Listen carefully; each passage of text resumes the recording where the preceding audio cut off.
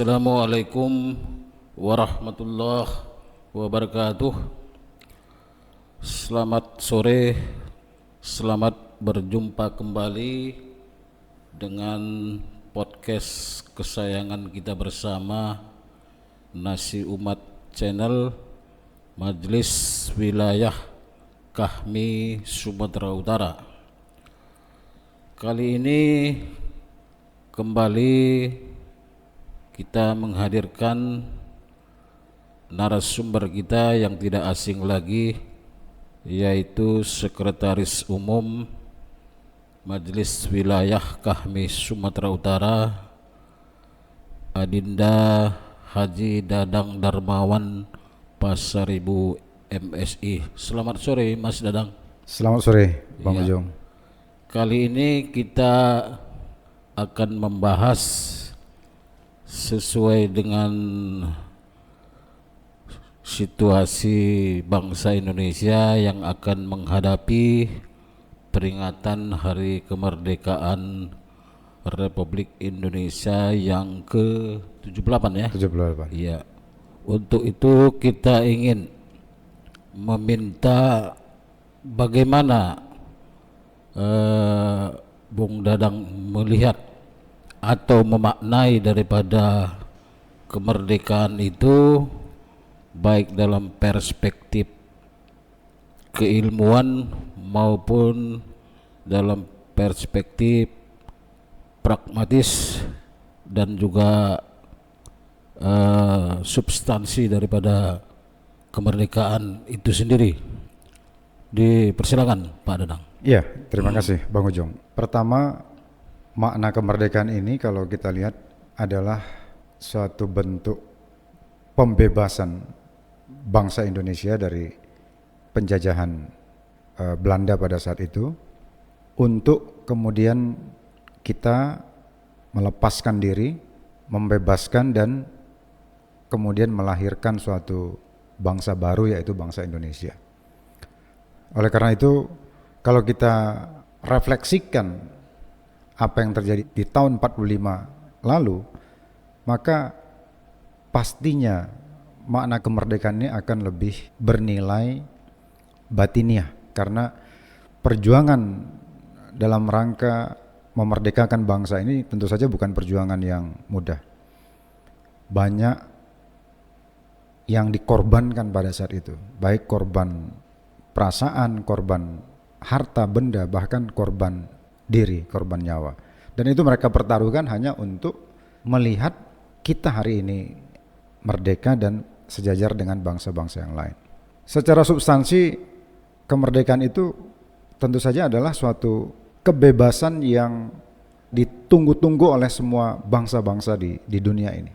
Karena itu wajar kalau di dalam pembukaan kita mencatat dengan betul makna kemerdekaan itu, bahwa kemerdekaan itu adalah hak segala bangsa dan penjajahan di muka bumi ini memang harus dihapuskan karena tidak sesuai dengan peri kemanusiaan dan peri keadilan. Bung Karno mengatakan kemerdekaan kita adalah jembatan emas mengantarkan rakyat Indonesia ke depan pintu gerbang kemerdekaan kita. Itu makna yang luar biasa. Kita ingin mengatakan apa yang disampaikan oleh Bung Karno sebetulnya mengatakan bahwa kemerdekaan itu jembatan, bukan segala-galanya gitu. Masih banyak PR setelah kita melewati jembatan itu. Nah, apakah kita nggak merenungkan situasi yang luar biasa ini yang disampaikan oleh Bung Karno itu? Ini jembatan emas, jembatan yang mengantarkan 70 juta rakyat Indonesia pada saat itu menjadi bangsa baru, melahirkan harapan baru, kedaulatan baru, dan seterusnya dan seterusnya. Hari ini setelah tahun 45 itu, kita berusia 78 tahun. Sayangnya kata-kata magis dari Bung Karno ini memang belum sepenuhnya kita sadari, sehingga setelah kita melewati atau menyeberang jembatan emas itu, ternyata kita tidak berbuat seoptimal mungkin bagi terwujudnya cita-cita rakyat kita. Jadi saya kira itulah kalau mau kita maknai Bang Ujung, kemerdekaan kita yang luar biasa ini. Namun hari ini ya secara realistis kita melihat bahwa kemerdekaan ini hanya sebatas seremonial biasanya dan kurang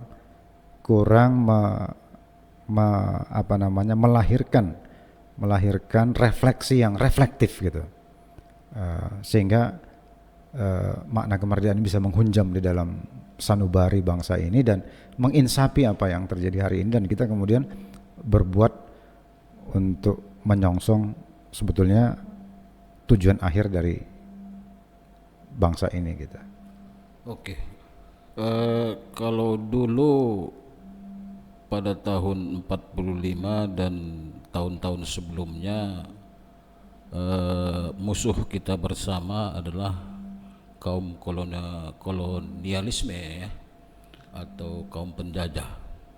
Nah, ketika kemerdekaan sudah bisa kita peroleh pada tahun 45 dan sekarang kita sudah merdeka, seperti telah disinggung tadi, refleksi kemerdekaan ini kan belum sepenuhnya dihayati oleh kalangan anak bangsa, khususnya generasi muda.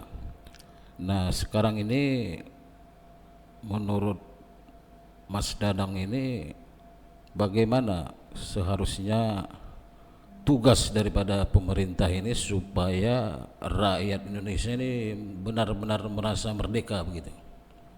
Apa yang mesti dilakukan? Iya, kalau kita kembali ke kata-kata Bung Karno, berarti setelah kita menyeberangi ini, semua hal mestinya kita buat untuk mengisinya. Yang pertama adalah tentu saja memperkuat pondasinya. Apa yang kita maksud dengan pondasi bangsa ini? Ya tentu saja menanamkan nilai-nilai luhur ke dalam sanubari kita, yaitu nilai-nilai Pancasila ini. Apakah itu ketuhanan, kemanusiaan, kebangsaan, musyawarah, maupun keadilan. Ini 5 nilai yang harganya sebetulnya mahal semua. Nilai ketuhanan itu puncaknya, pondasi utamanya. Bahkan kalau menurut seorang filosof, kalau ketuhanannya sudah selesai, sila kedua, tiga, keempat, kelima itu pasti akan selesai. Oleh karena itu, langkah awal mestinya adalah menanamkan pondasi ini. Kalau ini kuat, Bung Karno mengatakan dalam lanjutannya adalah kita akan menjadi mercusuar dunia. Artinya kita ini akan menjadi penerang dunia, akan menjadi bangsa besar, akan menjadi bangsa yang kuat. Itu juga disampaikan oleh Bung Karno dalam kalimat "A nation without faith cannot stand". Suatu bangsa tanpa ideologi, tanpa keyakinan, kalau kita ya tanpa Pancasila, kita akan rubuh, kita nggak bisa berdiri, cannot stand. Jadi kalau kita tanam pondasi ini kuat, dia akan melahirkan eksistensi bangsa ini. Kita akan besar, akan bergerak, akan menjadi penerang bagi bangsa-bangsa yang lain. Lantas apa yang terjadi hari ini?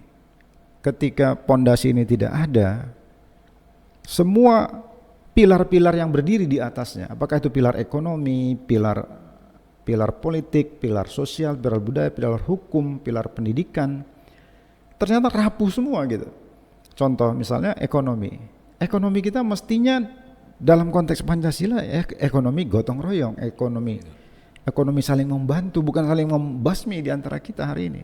Bukan si kaya untuk si kaya, bukan si miskin terus-terusan miskin sampai nggak punya apa-apa. Kita ini kalau pakai nilai itu nggak boleh kaya kali, karena kita juga akan malu gitu. Nah tapi sekarang yang terjadi, jurang ekonomi rakyat ini kan tinggi sekali, jauh sekali lebarnya gitu. Yang kaya luar biasa, yang miskin apa melarat-larat. Yang kedua, misalnya pilar politik. Begitu pondasinya nggak kuat, ya politik kita dikuasai orang yang berduit gitu. transaksionis, nggak ada politik kekuasaan berbasis musyawarah, itu udah nggak ada lagi gitu. Yang ada sekarang ya siapa yang banyak dia menang. Makanya orang berlomba-lomba mencapai suara yang terbanyak. Bukan mencari mereka yang terpilih ini secara substansial gitu, yang punya pengorbanan, yang punya gagasan, yang punya keberanian, kejujuran dan seterusnya. Dan seterusnya kalau mau kita urai pilar-pilar yang lain, termasuk pilar di sosial gitu. Kita sebetulnya kita bukan semakin kuat ini Bang Ujung, masyarakat kita ini. Kita sebetulnya semakin terkotak-kotak ini. Kalau saya orang Islam ya udahlah, saya mau mementingkan Islam aja lah, yang agama yang lain sikat. Begitu juga kedaerahan. Saya orang Batak, udahlah keluarga Batak aja yang saya dahulukan gitu. Mau keluarga Aceh, orang Aceh pun gitu juga. Ini orang Jawa ini menjajah aja, udah usir aja dari Aceh. Kita ini semakin lama semakin terkotak-kotak, parah sekali gitu.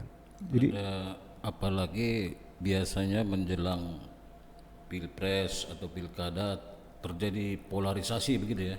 Sudah pasti. Saya melihat justru cebong kampret itu akan muncul lagi hari ini. Direproduksi ulang gitu. Narasi-narasi dua kubu yang dulu berseteru ya muncul lagi hari ini. Nah itu, jadi menurut saya kita nggak punya kemampuan dalam mengisi kemerdekaan setelah kita menyeberangi jembatan emas itu. Itu yang terjadi hari ini kalau saya lihat. Artinya sangat banyak pekerjaan rumah kita bersama terkait dengan mengimplementasikan daripada makna kemerdekaan itu kepada rakyat kita yang mengacu kepada nilai-nilai Pancasila itu sendiri ya. Sangat.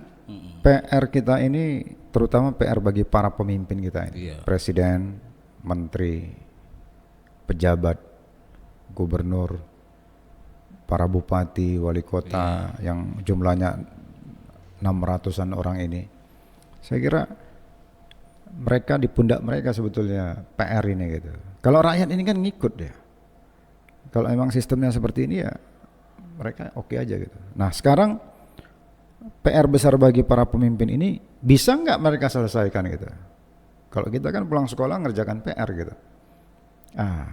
Mereka ini kan nggak pulang dari kantornya membuat masalah terus, bukan menyelesaikan masalah. Kalau PR kan selesai besok diperiksa, udah bisa diponten gitu. Sekarang kan enggak. Semuanya muncul masalah. Kapan mengerjakan PR-nya kita nggak ngerti gitu. Pada saat kapan kita menyelesaikan PR kita ini? Padahal PR kita sudah banyak, bertumpuk-tumpuk. Dan kita lupa yang akan menilai kita alam ini. Itulah guru sesungguhnya gitu. Alam ini akan bicara nanti. Dia akan memberi konten sama kita. Kalau buruk diberinya bencana nanti sama bangsa ini. Dan itu sudah terjadi sebetulnya. Bencana alam di mana-mana, bencana sosial, amoral dan seterusnya. Jadi itu sebetulnya guru itu sudah berbicara tentang anaknya yang tidak mengerjakan pekerjaan rumah gitu. Saya kira itu Bang Udung. Jadi menurut Adinda Dadang, apa yang perlu dilakukan oleh para pemimpin bangsa ini supaya mayoritas rakyat Indonesia ini bisa merasakan arti kemerdekaan itu sesuai dengan nilai-nilai Pancasila tadi, misalnya ya kesejahteraan rakyat itu dan juga penting ya persatuan Indonesia kan begitu. Iya. Kalau kita lihat sekarang ya kita hanya tinggal harapan bagi para pemimpin kita. Iya, karena refleksinya sudah hari ini. Iya. Kita tinggal punya harapan. Dan itu sulit, harapan itu bisa menjadi kenyataan. Karena kalau kita lihat para founding fathers kita di tahun 45 itu, mereka sebetulnya lahir dari satu kondisi yang menempa mereka. Jadi sebetulnya kita ditempa oleh lingkungan, oleh situasi. Dan mereka kuat di situ gitu. Bung Karno lahir dari di atas fenomena masyarakat kita yang tertindas pada saat itu, butuh persatuan, butuh kerjasama dan mereka melihat itu semua gitu. Bagaimana Belanda yang tidak manusiawi, menyudutkan, mengeksploitir dan seterusnya. Begitu juga Bung Hatta, Natsir, Bung Yamin dan seterusnya dan seterusnya. Jadi mereka lahir dari situasi penderitaan rakyat itu gitu. Muncullah generasi-generasi awal kita yang luar biasa ini. Nah sekarang kalau kita lihat penempaan mentalitas pemimpin kita ini sudah tidak sama lagi. Nah itu, jadi lingkungan kita berubah, setting sosial juga tidak sama dengan dulu. Kalau dulu kan settingannya memang settingan kolonial, jadi kita betul-betul berupaya mencari jalan, rumusan. Kalau kita berbeda rasanya pingin sekali menumpas perbedaan itu. Makanya mereka gandrung semua untuk ayo bersatu. Nah kalau sekarang kita ada di media sosial, post-truth era, baru kemudian kita digital juga, era di mana kita juga kehilangan pegangan juga hari ini. Nilai-nilai Pancasila juga tak disemayamkan di berbagai lembaga pendidikan, keluarga dan seterusnya. Jadi kita ini kehilangan settingan sosial yang betul-betul bisa mencetak para pemimpin kita sesuai dengan harapan Bang Agus tadi. Nggak muncul. Jadi kalau sekarang ya hanya sebatas harapan lah kita gantungkan kepada mereka. Mudah-mudahan dengan refleksi kemerdekaan 78 ini ada keinsafan di dalam melihat realitas ini. Ada kesadaran. Kalau tidak ya sudah, mereka adalah bahagian yang tidak terpisahkan dalam penghancuran secara sistematik bangsa kita ini. Suka atau tidak suka, itu yang kita lihat. Oke, baiklah. Kami Sumut sendiri dalam menyambut HUT kemerdekaan ini apa saja yang kira-kira bakal ada kegiatan yang dilaksanakan, walaupun tadi disebut bahwa ini kan banyak cenderung seremonial, tetapi tetap juga harus dilaksanakan, kan begitu. Apa yang sudah direncanakan oleh Kahmi Sumut untuk menyemarakkan daripada HUT RI tahun ini? Iya, yang pertama tentu saja kita berharap akan ada serial podcast ini. Iya. Ya, kita berharap Bang Ujong dan teman-teman bisa ada beberapa seri lah untuk merefleksikan ini, mengundang berbagai teman-teman narasumber yang kompeten yang bisa kita ajak berpikir lah untuk situasi kita hari ini. Yang kedua, kita akan ada refleksi kemerdekaan. Nanti kita lihat momentumnya. Ini tinggal memastikan kesiapan teknisnya. Kemudian ada juga dirangkai dengan donor darah pada bulan Agustus ini. Kebetulan jadwal donor darah dari MW dan Porhati ketemunya di bulan Agustus. Ya sudah, kita anggap saja bagian dari kemerdekaan kita nanti ini.